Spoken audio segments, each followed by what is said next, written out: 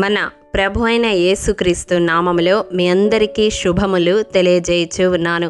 ప్రియ దైవజనమా, Sharon మన్నాలో భాగముగా ఈ దినం మరొక వాక్య భాగమును ధ్యానించుకుందాము. దినవృత్తాంతములు 2వ గ్రంథము 19వ అధ్యాయము 11వ వచనము. ధైర్యము వహించుడి, మేలు చేయుటకై యెహోవా మీతో కూడా ఉండును. ప్రియ దైవజనమా, యెహోషాపాతు రాజు ఈ మాట తాను నియమించిన ఇశ్రాయేలీల పెద్దలతో, లేవీయులతో, యాజకులతో పలుకుతూ ఉన్నాడు. ఈ మాటను మన జీవితాలకు అన్వయించుకొని ధ్యానించుకుందాము. ధైర్యము కోల్పోయిన సందర్భాలు, ఆశలు అడుగంటిన సందర్భాలు, నిరీక్షణకు ఆధారము లేని సందర్భాలు ఎన్నో ఒక్కొక్కసారి మన జీవితాలలో ఎదురవుతాయి. మన కుటుంబములలో కావచ్చు, మన ఉద్యోగములలో కావచ్చు, మన జీవితాల్లో వ్యక్తిగతంగా కావచ్చు. అటువంటి పరిస్థితులు ఎప్పుడు ఎదురైనప్పుడు కూడా ధైర్యము వహించాలి. ఎందుకంటే మేలు చేయుటకు దేవుడు మనతో కూడా ఉంటాడు. చూడండి, యోబు సమస్తాన్ని కోల్పోయిన సమయంలో కూడా తన ధైర్యాన్ని, తన భక్తిని విడిచిపెట్టలేదు. ఫలితంగా రెండంతల ఆశీర్వాదాన్ని పొందుకున్నాడు. అలాగే దావీదు కూడా సిక్లగులో ఉన్నప్పుడు, వారు లేని సమయంలో అమాలేకీయులు దండెత్తి వచ్చి పట్టణాన్ని కాల్చివేసి అందరినీ చెరపట్టుకుని పోయినప్పుడు జనులు ప్రాణము విసిగి దావీదును రాళ్లతో కొట్టి చంపుదాము అనుకుంటారు. ఆ సమయంలో సమూయేలు మొదటి గ్రంథం 30వ అధ్యాయం 6వ వచనములో దావీదు తన దేవుడైన యెహోవాను బట్టి ధైర్యము తెచ్చుకున్నాడు అని వ్రాయబడి ఉంటుంది. తన జనులందరినీ కోల్పోయినప్పటికీ దావీదు దేవుణ్ణి బట్టి ధైర్యము తెచ్చుకుంటాడు. అప్పుడు దేవుడు దావీదుతో వాగ్దానం చేస్తూ ఉంటాడు, తప్పక నీ వారినందరినీ దక్కించుకుంటావు అని. అలాగే తిరిగి దావీదు తన వారినందరినీ, తను పోగొట్టుకున్న సమస్తాన్ని దక్కించుకుంటాడు. ఈ వాక్యము వింటున్న ప్రియ సహోదరుడా, సహోదరి, నీ జీవితంలో నీవు ఎటువంటి పరిస్థితుల గుండా వెళుతూ అధైర్యపడుతూ కృంగిపోతూ ఉన్నావో కానీ దేవుడి దినం నీతోనే సూటిగా మాట్లాడుతూ ఉన్నాడు. ఆయన నీ జీవితంలో ఏదైనా చేయడానికి సమర్థుడు. ఆయన బాహువుకు అసాధ్యమైనది ఏదీ లేదు. ఆయన కృపలో ఈ లోకములో మనకు కూడా అసాధ్యమైనది ఏదీ లేదు.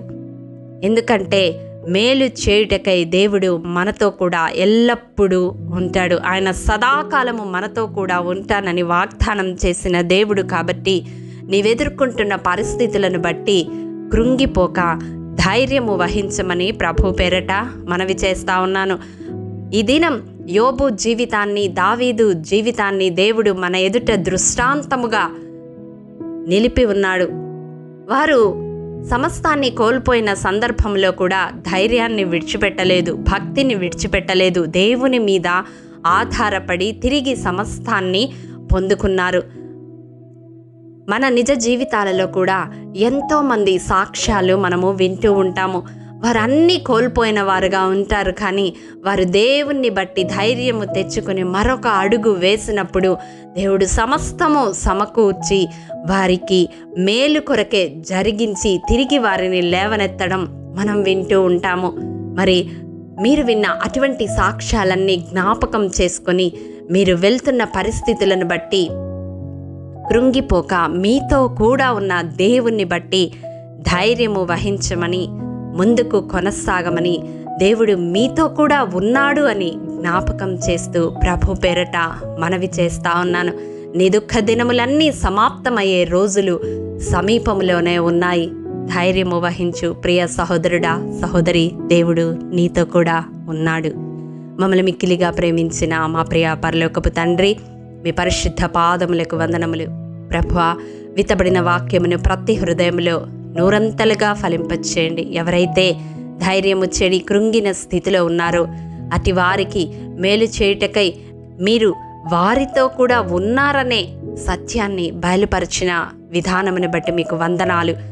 దాన్ని అంగీకరించి విశ్వసించి నీ ద్వారా మేలు పొందుకునే కృప అట్టి బిడ్డలకు దయచేయమని యేసు అతి పరిశుద్ధ నామం పేరట అడిగి పొందుకొని ఉన్నాము తండ్రి. ఆమేన్. ప్రియ దైవజనమా, అనుదినము షారోన్ మన్నా ద్వారా అడగబడుచున్న నెంబర్ ఇన్ బైబిల్ క్విజ్ ప్రశ్నలకు సమాధానములు ప్రతి నెల మొదటి వారము కామెంట్ బాక్స్లో పోస్ట్ చేయబడతాయి. కాబట్టి గమనించి మీకు తెలియని ప్రశ్నలకు సమాధానములు తెలుసుకొనగలరని ప్రభు పేరట మనవి చేయుచూ ఉన్నాము. ప్రియ దైవజనమా, ఈ దినం నెంబర్ ఇన్ బైబిల్ క్విజ్ ప్రశ్న: ఏఫోదు ధరించుకొనిన 85 మంది యాజకులను హతము చేసినది ఎవరు? మీ సమాధానం మాకు తెలియజేస్తారు కదూ. ప్రభు కృప మనందరికీ తోడైండునుగాక. ఆమేన్. ప్రియ దైవజనమా, ఈ దినము జన్మదినము, వివాహ దినము జరుపుకుంటున్న వారికి షారోన్ గ్రూప్ తరపున హృదయపూర్వక శుభాకాంక్షలు తెలియజేయుచూ ఉన్నాము.